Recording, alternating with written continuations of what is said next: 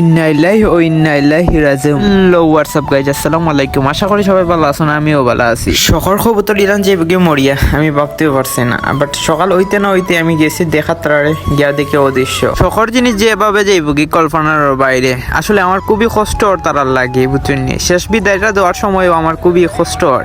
যাই হোক, মায়ের কবুতর সপ্তাহ বাদেও ছাড়িয়া দিলাইলাম তারা অদৃশ্য করি।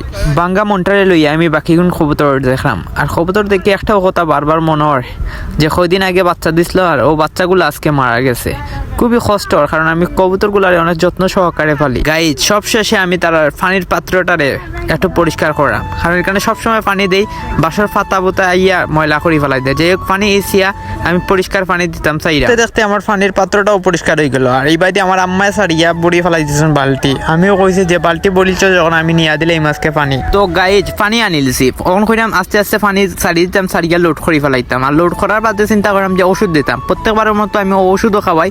এই ওষুধটা হইলে কি ভিটামিনের লাগে, কবুতর স্বাস্থ্যর লাগে, এই ওষুধটা আমি প্রত্যেকবারও দেই। গাইজ 1 লিটার পানির লগে আধা ডিব্বা দিলাম আমি ওষুধ দেয়া কইছিলাম আমি লড়াইরাম। তো একটা সিঙ্গল দিয়ে লড়াইবার কারণ হইল কি যে ওষুধটা মিক্সচার খাইতো পানির লগে। গাইজ ফাইনালি আমার শেষ হয়ে গেছে ওষুধগুলা। এখন চিন্তা করলাম কবুতর গোসলের পানি দিতাম, বাট পানি দেওয়ার লাগে আমি উঠি গেলাম সাদো উঠিয়া দেখি আমি পানির জিনিসটা ময়লা হয়ে গেছে। চিন্তা করলাম এগুলো যদি দইয়া দেই তাইলে পরিষ্কার হইব। বাইদি বালতি বড়িয়া আমার আম্মুই পানি আমার আগুয়া দিরা। প্রত্যেকবারের মতো আমার আম্মু আমার খামো সহযোগিতা করে। গাইজ পরিষ্কার করিয়া আমি দিলাইলাম পানি দিয়া কইলাম কবুতরের গম ছিটাইয়া দিতাম, যে সব শেষে কবুতরে খাওয়াইতাম। বাট খাওয়ানির লগে আমি গম আনিলাম, গম আতো লইয়া দিলাম আমি ছিটাইয়া, কবুতর পাগলর লাগানা ইয়া খাইলো। গাইজ সবসময় আপনারা সাপোর্ট করেন আর সাপোর্ট করবা আগামীতে। আর ভিডিও যদি কোনো ভুল টুটি থাকে মাফ করিয়া দিবা। তো ভিডিওটা পর্যন্ত আসলে সবাই ভালো থাকবা, সুস্থ থাকবা। আসসালামু আলাইকুম।